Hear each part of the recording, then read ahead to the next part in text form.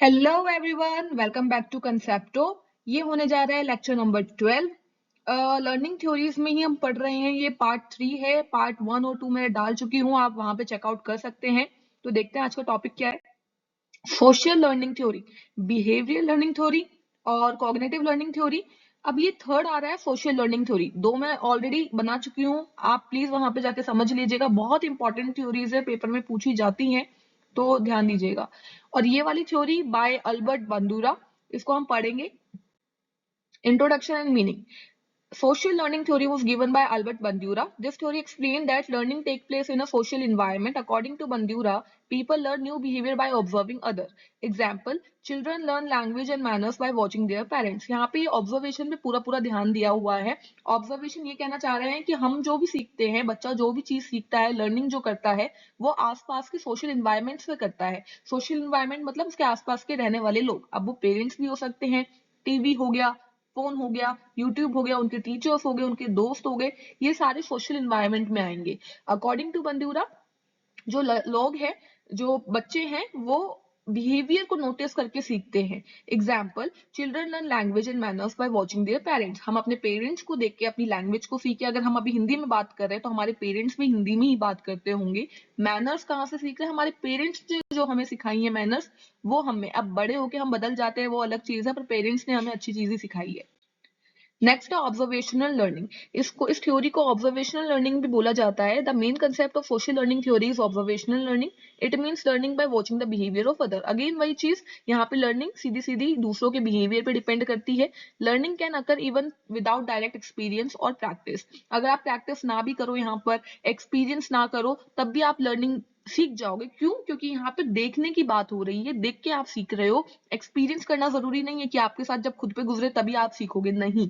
तो यहाँ पर आप देख के सीख रहे हो। Example, student learn good hand writing by observing there teacher.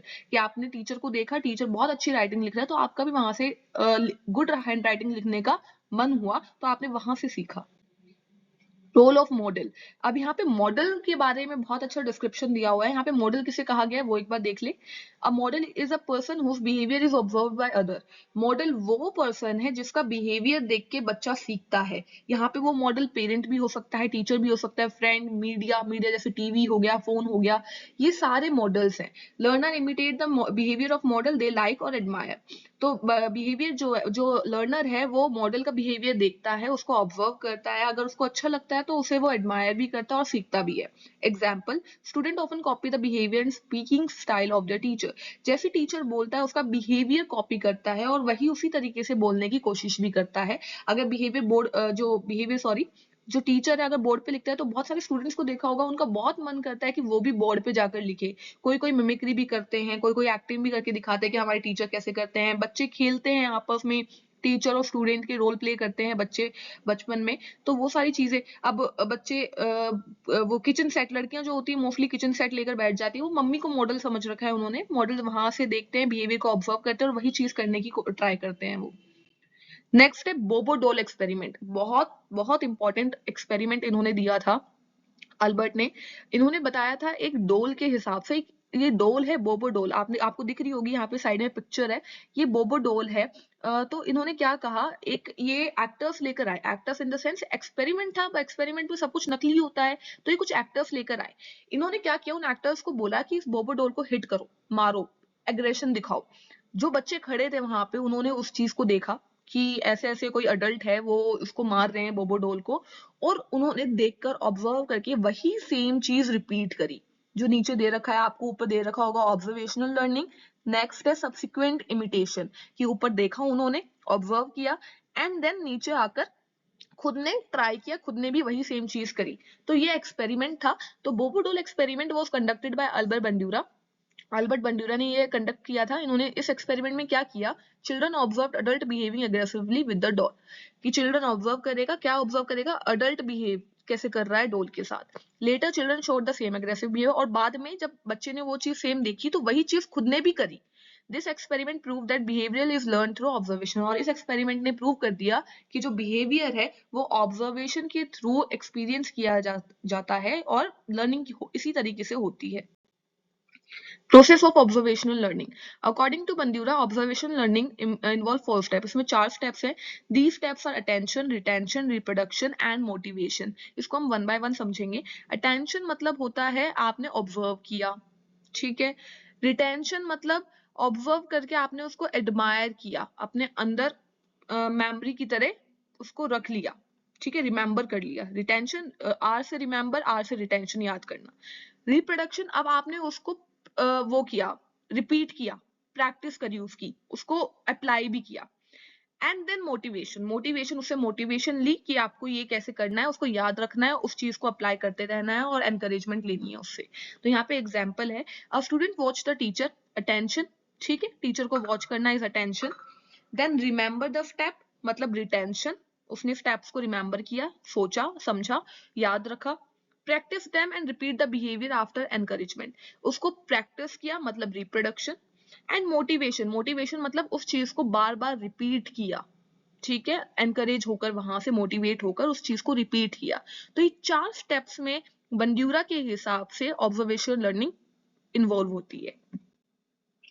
अब आती है रेनफोर्समेंट एंड एजुकेशनल इम्प्लीकेशन. मतलब कि रेनफोर्समेंट होते हैं कि पॉजिटिव और नेगेटिव फीडबैक्स, और एजुकेशनल इम्प्लीकेशन मतलब एजुकेशन में इसका क्या रोल है. In social learning theory reinforcement is not always necessary for learning.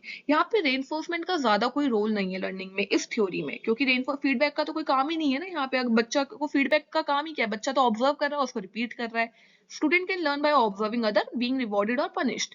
अब वो चाहे रिवॉर्डेड हो चाहे पनिश्ड हो, उसको उसके कोई मतलब नहीं है, उसने बस ऑब्जर्व किया और सीख लिया. In classroom teaching teacher should act as a positive role model. और क्लासरूम टीचिंग में टीचर्स को कैसे एक्ट करना चाहिए, एक पॉजिटिव रोल मॉडल की तरह टीच करना चाहिए, एक्ट करना चाहिए, क्योंकि उसी से बच्चा ऑब्जर्व करके सीख रहा है. Group activities and demonstration help student learn better. और अगर आप ग्रुप एक्टिविटीज करेंगे और डेमोन्स्ट्रेशन मतलब दिखाकर कोई चीज विजुअल एक्ट से, या मतलब कि कोई भी चीज जैसे चार्ट हो गया, मॉडल्स हो गए, इन सबको दिखा के अगर आप स्टूडेंट्स को सिखाएंगे तो वो जल्दी सीख जाएगा और अच्छे से इफेक्टिवली उसको अप्लाई भी करेगा.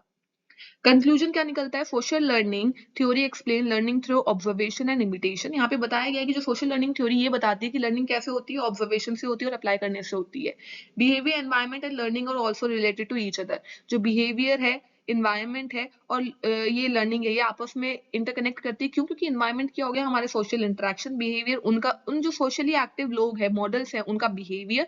और लर्निंग जो हम कर रहे हैं उनसे देखकर, उनको देखकर सीख रहे हैं, वो हो गए. तो ये तीनों आपस में रिलेट करती हैं.